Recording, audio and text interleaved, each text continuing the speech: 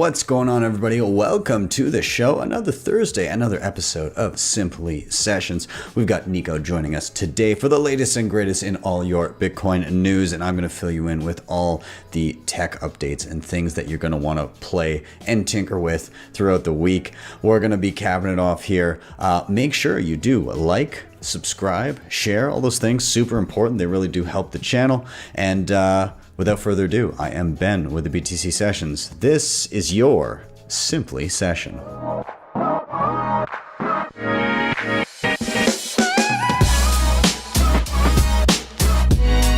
Hodl the Bitcoin. Before we dive in, quick shout out to sponsors of the show, hodlhodl.com.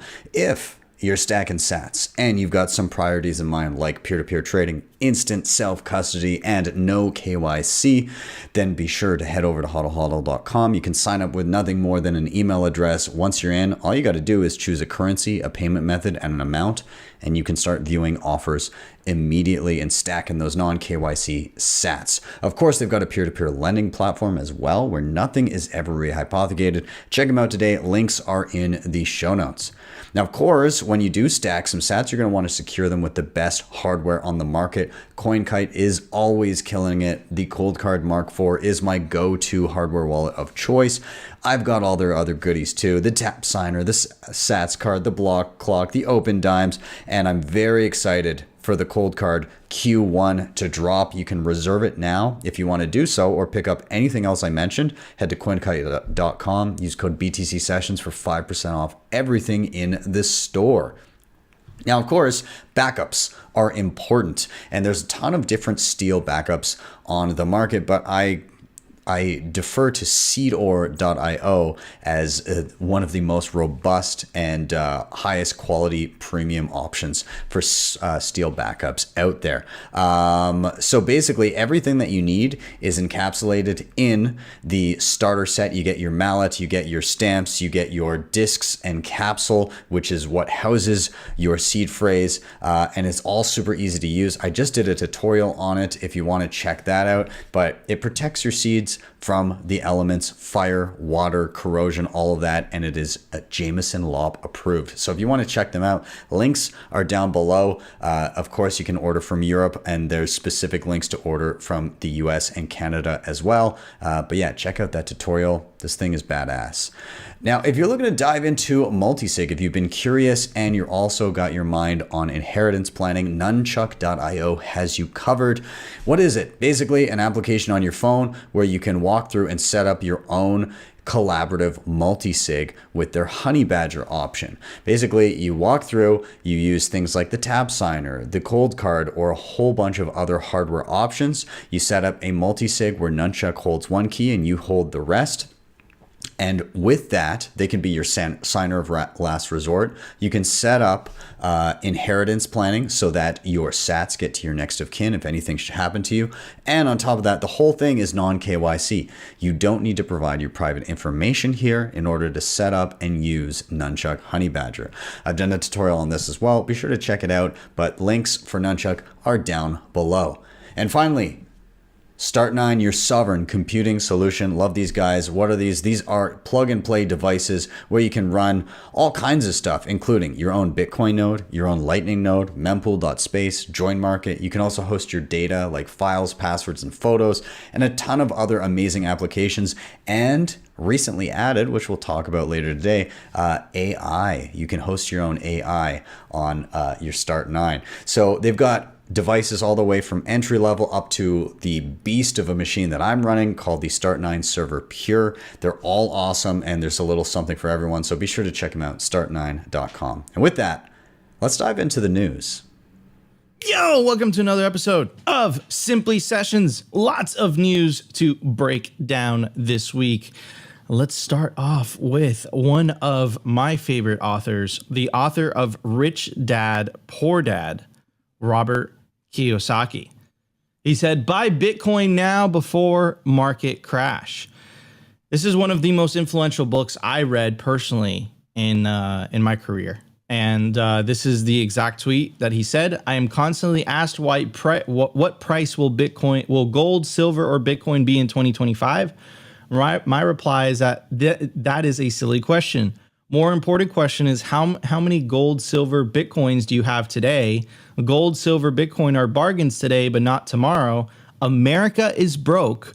Buy gold, silver, Bitcoin today before stocks, bonds, real estate crash and people rush for gold, silver, and Bitcoin. Now, I wonder why he's so bullish on this. Here's like a little, the last paragraph of the summary of Rich Dad, Poor Dad. It says the book also delves into mindset, beliefs around money, discussing the importance of developing a positive relationship with wealth and overcoming limiting beliefs. Kiyosaki stresses the need for financial literacy and encourages readers to take control of their financial destinies by seeking out opportunities, learning from mistakes, and continuously educating themselves about money. That sounds familiar. Why it's, all of that stuff sounds very familiar for a Bitcoiner, and it makes perfect sense why he would be a Bitcoiner himself. Now, the reason that this is such a big deal is that this is another mainstream proponent of Bitcoin. And he talked about America being broke. Check out this data from a government website, cbo.gov, and it has a graph for our audio listener that says federal debt held by the public. And as you can see, here's 23. The projected debt by 2053 is basically 200% or 200% plus of GDP. That is historical. That is that is unsustainable. This is what James Lavish talks about when he talks about the debt spiral. If you take a look at the US debt clock, it points an even crazier story. With the current national debt, it's about $98,000 per citizen, $254,000 per debt per taxpayer. And if you go to the unfunded liabilities, it's an even crazier story. Currently $193 trillion. That's trillion with a T. Trillion, not billion. $193 trillion of US unfunded liabilities. And this is just the beginning. This is just 2023. In the future, this will get worse. Anyways, moving on to the next story, also talking about a mainstream influencer, mainstream predominant person.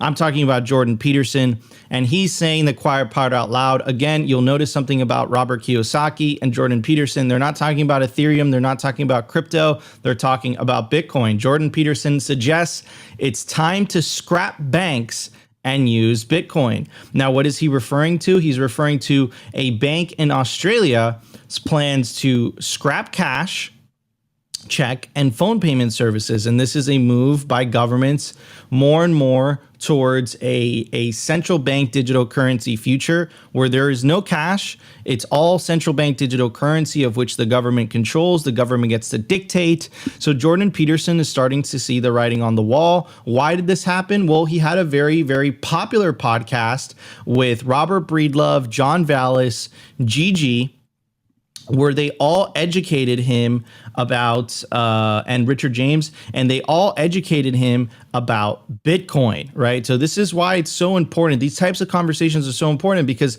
a lot of us forget we're making Bitcoin content. Yeah, we'll get some views, we'll get some traction, but the reality is that most Bitcoin content creators are making content for other Bitcoiners. So this is another example of Bitcoin breaking out of the Bitcoin echo chamber. Jordan Peterson, Robert Kiyosaki, and I suspect this process will continue to accelerate as the money breaks more. All right, moving on to the separation of money and state. Here is Elizabeth Warren's Digital Asset Anti-Money Laundering Act gets 9 new sponsors. This is an act that Elizabeth Warren introduced that Pierre Richard, VP of Research of Riot, said that this will kill, if this act passes, it will kill the Bitcoin mining industry in the United States. It's actually pretty totalitarian. I'm not going to lie. Check it out. Warren described the Digital Asset Anti-Money Laundering Act as, quote, the toughest proposal on the table, cracking down on crypto's illicit use and giving regulators more tools in their toolbox. first introduced in December last year and resubmitted in August 2023, along with Senators Joe Manchin, Roger Marshall, and Lindsey Graham. So it's bipartisan. Lindsey Graham is a Republican. The bill aims to close regulatory loopholes and bring the digital asset ecosystem into greater compliance. If passed, it would extend the regulatory framework that applies to the traditional financial systems to cryptocurrency firms, subjecting them to know your customer and anti-money laundering requirements outlined in the Bank Secrecy Act. Keep in mind that doesn't sound that bad, but the devil's in the details. This includes digital asset wallet providers, miners, and validators, meaning this act would force wallets, so like software wallets, hardware wallets, miners, and validators, also known as nodes, to KYC whoever is using them. That is impossible. That would break Bitcoin. That's the whole point of this. They're not naive. This is a bill literally made to kill Bitcoin. And it just picked up 9 new sponsors, 9 new senators that are signing on. And check this out.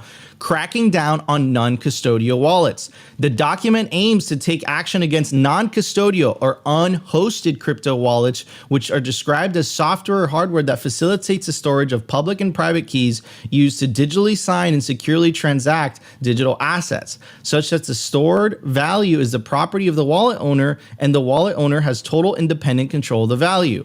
Warren's legislation proposal comes down to banks and money service businesses being required to verify customer and counterparty identities, keep record, and file reports in relation to certain digital asset transactions involving unhosted wallets or wallets hosted in jurisdictions that are not BSA compliant, right? So they're going after self-custody. And keep in mind of that word, because that word unhosted is a very important framing.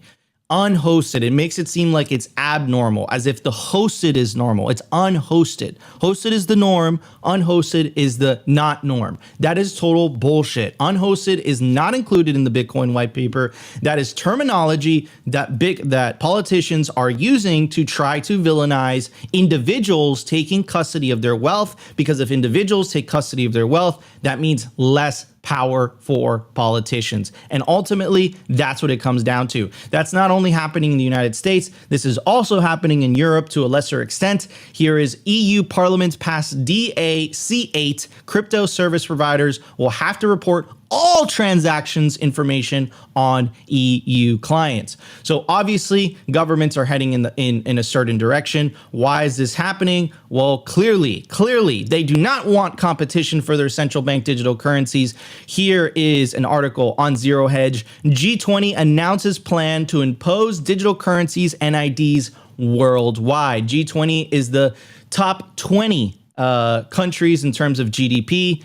They all want to implement central bank digital currencies. Now, why is this happening? Well, clearly it's the separation of money and state, and governments are trying to maintain onto their monopoly on money, their control of money, as predicted by the book The Sovereign Individual, written back in the 1990s.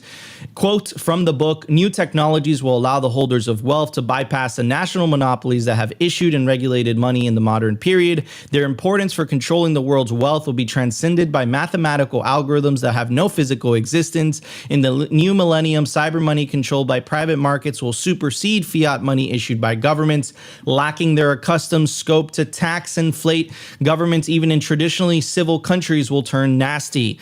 Businesses that offer services that facilitate the realization of autonomy by individuals will be subject to infiltration, sabotage, and disruption." So this is what's happening. This is the separation of money and state after all. So not only are we witnessing the separation of money and state, but we are also witnessing the disintermediation of information as well. So the disintermediation of money and the disintermediation of information.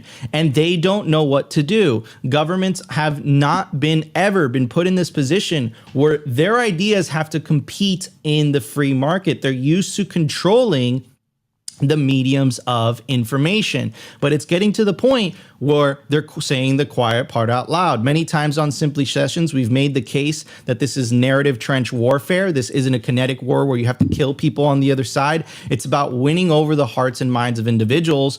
And you do that on the battleground of ideas, and whatever idea is the most truthful, whatever idea resonates with the most people is the idea that's going to win. But if governments don't have this censorship ability, their ability to control the narrative, all of a sudden they have to compete with other ideas, and sometimes those other ideas are better than their ideas, just like Bitcoin is better than the state money itself. So just take a look at what this member of the United Nations has to say, and it's pretty crazy. I'm not going to lie. And of course, firings at Twitter have left us with no one to call to flag content that is abusive or even incitement to violence. We're now seeing that almost anyone can promote disinformation for the price of a blue tick. So it's not all bad. We have teamed up with the platforms to elevate reliable information around COVID and climate, to amplify trusted messengers, and we have quite an army of them out there who want to take UN content and promote it within their followings, and also educating users on how to slow the spread of disinformation. Our new slogan that we want to have everybody have in their ear when they're online is pause, take care before you share. But yet, we do feel like we are in an information war and that we need to massively ramp up our response. So we're creating at the UN a central capacity to monitor and also have the ability to rapidly react when mis and disinformation and hate speech is threatening not just our people, our operations, but also the issues and the causes that we're working on.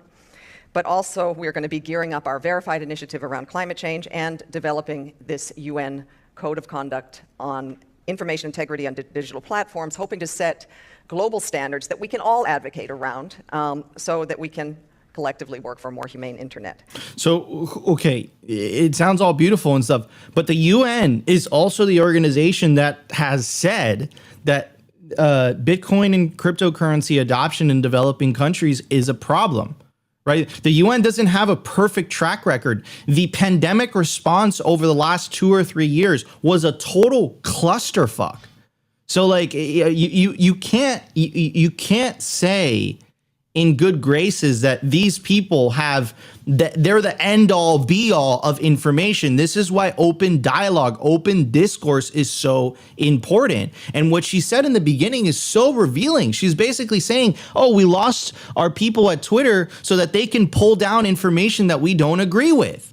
That's absolutely insane. And it wasn't also the UN. This is the Prime Minister of New Zealand, the leader of a country, saying that words are weapons of war. The narrative here is crazy. And it escalated to the point yesterday that Rumble was sent a letter by the UK Parliament to deplatform Russell Brand. Russell Brand is a very popular independent content creator who is reporting on news against the party line, very similar to Tucker Carlson. Tucker Carlson was fired from Fox for doing so.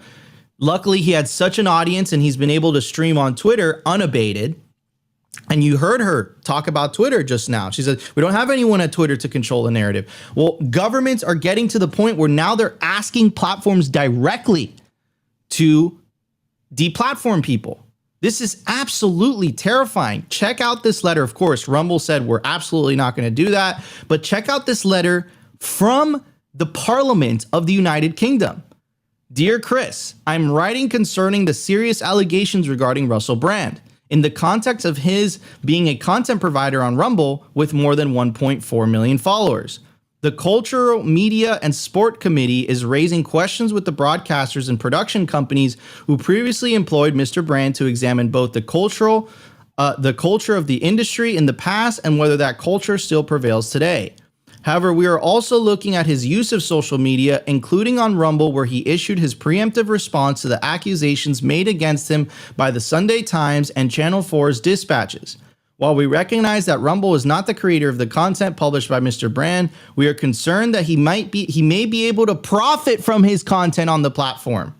We would be grateful if you can confirm whether Mr. Brand is able to monetize his content, including his videos related to serious allegations against him. If so, we would like to know whether Rumble intends to join YouTube in suspending Mr. Brand's ability to earn money on the platform. The government just asked a platform to demonetize an independent content creator, even though these accusations have not been proven in a court of law. They're just that, accusations. This is a form of censorship because Russell Brand is an independent content creator touting against the party line. This is an attack. And by the way, these are the same governments that want you to trust them with central bank digital currencies. And with central bank digital currencies, they don't even have to ask Rumble anymore. They just flick the switch.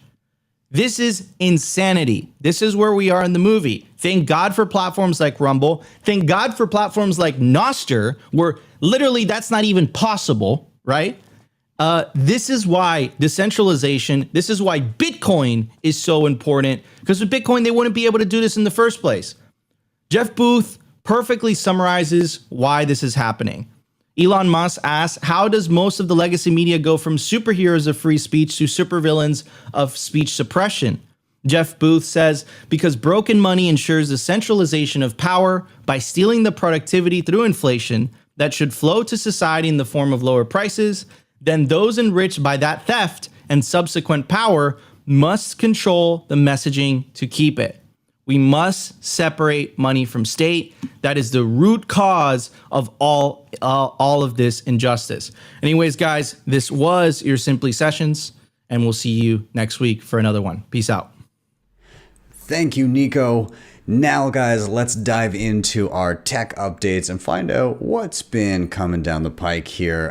First up, I wanted to touch on Start9 and some applications that they've rolled out for if you're running a Start9 server, which I'm very excited about. They just added 2 AI applications that you can now run on your own personal server. So one is called Stable Diffusion, and that's a text to image AI similar to Midjourney. And the other one is called Free GPT. It's a chat AI and is very similar to ChatGPT.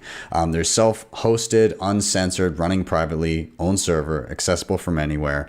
So basically, Stable Diffusion, you can create new worlds, all the characters. Like if you've used an AI image generator, it's basically exactly that. Now, currently, again, they note here to ensure proper performance and functionality, Stable Diffusion is currently only available on the Start9 server Pure. So that's like the high-end one.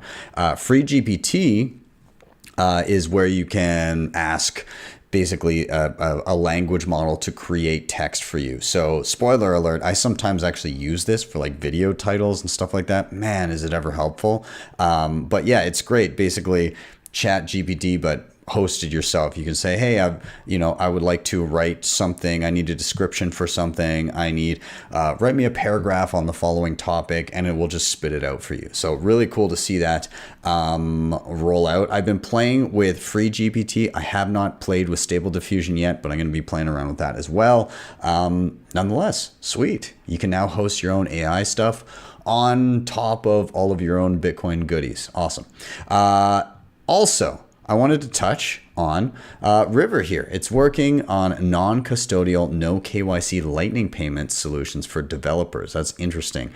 So the quote here, we're working on an upgrade to River Lightning that will allow any developer globally, non-custodial, no KYC, to sign up and start programmatically sending and receiving Lightning payments within minutes, drastically reducing the friction required to build on Lightning Network. That's from Alex Leishman, and says, we've been working on some cool tech for the past year that will power this. We will be sharing more in the months to come. And he also confirmed that the thing is being built on Lightning Dev Kit or LDK. So yeah. Awesome. I love to see, I mean, River's been kind of knocking it out of the park as it is anyways, but yeah, cool to see them helping further the Lightning ecosystem. They also recently did a thing, all these people were worried about, oh, Lightning liquidity went way down, a bunch of channels got closed and everything. That was actually just River swapping out their channels and making larger channels and basically streamlining their liquidity. So it was making Lightning more efficient instead of having a bunch of inefficient smaller channels. So fun fact, the more you know. I also wanted to give a huge shout out to Joe Nakamoto, aka Joe Hall, over at Cointelegraph. He released an absolutely fantastic documentary where he went down to Cuba recently. And what he did is he went down and checked out the local Bitcoin meetups and started to see how people were using Bitcoin in the country. Funny enough, not really funny actually, to be honest, he's no longer allowed back in Cuba because of this documentary. And from what I heard while he was on the ground, there was some shady stuff that was happening in the background in regards to some people that may or may not have been government that were kind of coming around, asking questions, trying to find out what the hell he was doing. And wild, but nonetheless, awesome video. Highly recommend you check it out. Just follow Joe Nakamoto on Twitter or X, and you'll be able to find it, or just look it up on YouTube. It's solid. It's a really good watch. Also wanted to highlight, I just dropped a tutorial for Seedor, so I've still got it kicking around right beside me here. But anyways, steal backups for your Bitcoin seed phrases. I mean, I'm sure you guys understand what a steal backup is, but this kind of doubles as a tutorial / review comparison to other solutions on the market. So if you want to check that out, feel free. Also, coming up tomorrow, I like how Yellow's already commenting on this, and it's a day in advance. Anyways, why are we bullish tomorrow? Very excited for that. We're going to be having Arsh from the HRF. We're going to be having Ella Huff from Generation Bitcoin, or Gen B, and Mick from Geyser Fund. So that should be a lot of fun. And the last part here, I wanted to talk about my experience down in Nashville. I was just there, and I just wanted to touch on this because I've got these guests up on the screen. Both Ella and Arsh were down at this event in Nashville at Bitcoin Park for the Human Rights Foundation. And so this was called the Global Bitcoin Summit. What it was a collection of human rights activists from around the globe. There were people from over 50 countries all gathered there. And like, we're just talking people that have gravitated to Bitcoin as a partial solution for some of the problems that they're encountering when they're under threat of totalitarian governments, and it can be difficult to fund their protests or their whatever their initiatives are because governments are shutting down bank accounts and censoring them. And so this was a collection of people that came together. And effectively, and I'll give myself a full screen here, but effectively this group of people just came together to help educate each other and highlight some of the tools that exist right now and impart knowledge on each other and maybe brainstorm of what can be done to help others better learn how to utilize Bitcoin in a way that helps them escape censorship and the tyranny of certain governments.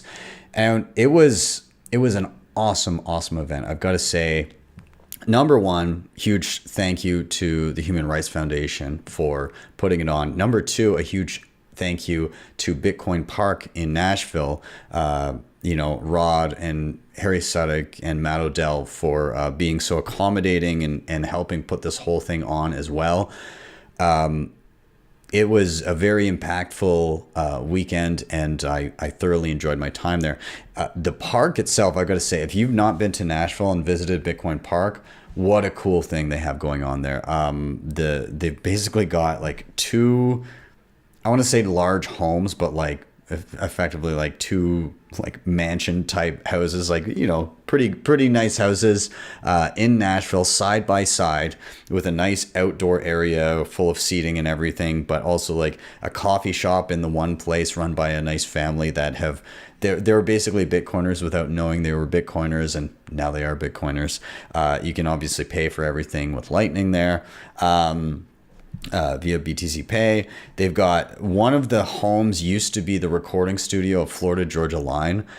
So that's where, they've got like a studio to record like Rabbit Hole Recap and other podcasts and everything like that, which is awesome. They've got office space. They've got all kinds of great stuff. And yeah, what a lucky group of people that get to be in and near Nashville and have this as a place where they can frequent. Again, Odell and Rod and Harry, like they put up their own money to kind of fund and spearhead and help push this thing along. And they're working to try and make it be like a profitable space. And it's, if you're a person that wants like a home away from home and then you want to support a project like this, I encourage you to go and get a membership for Bitcoin Park. It's like a yearly thing and you can use it as a co-working space and you can use the facilities. It's awesome. I highly encourage you to check it out. And again, hats off to everybody that made this thing happen. And there may be some recordings of the event coming out and going online. I will fill you in as that comes to fruition. If it does, and I'll try and share some of it online. But anyways, guys, that was my experience down there. I know I kind of did some tech update stuff and then it was more like personal stuff here, but I thought it was worth talking about because it was a fantastic time. So anyways, guys, let's start to wrap it up. Thank you guys so much for watching. As always, like, subscribe, share, hit that little like button. It's right down below the screen, and doing that really helps the show and it helps get the word out and pleases the algorithmic gods. So be sure to do that, repost it, share it wherever you can. You can also help the show by hitting up the previously mentioned sponsors, which are all down in the show notes. And hey, coming up quick, man, this is coming up really quick, a couple weeks now. I'm going to be down in LA for Pacific Bitcoin. So if you go to pacificbitcoin.com, you can use code SESSIONS for 21% off tickets if you're looking to go and you wanted to take off a little bit of the cost. But also, I'm hosting my workshop series down there the day after Pacific Bitcoin. So Pacific Bitcoin is the 5th and 6th, which is the Thursday and Friday in October. And then my workshop is going to be on the 7th. That is the Saturday. I've got 2 workshops going on. Number 1, Tap Signer with Nunchuk doing multisig. All right. So you're going to learn how to use Nunchuk. You're going to learn how to use a Tap Signer. And then you're going to put your hands together and put together a multisig on the spot. We're going to do all kinds of cool stuff. It's going to be a lot of fun. So there's that one. And then, of course, making a return, my cold card deep dive, which is just a 4-hour marathon. You're going to learn everything. You're going to do the inside and out of the cold card, know how to use it. You'll be an expert by the time you walk out the room. And yeah, it's going to be a blast. I did it in Miami and it sold out. So if you want to come, make sure you grab those tickets quick. You can get them from my website, which is btcsessions.ca. Over on the right-hand side, you can see in-person workshops. That'll give you all the info you need to know. Anyways, guys, I'm going to wrap there. Thank you so much. I am Ben with the BTC Sessions. I'll see you guys next time for your daily session.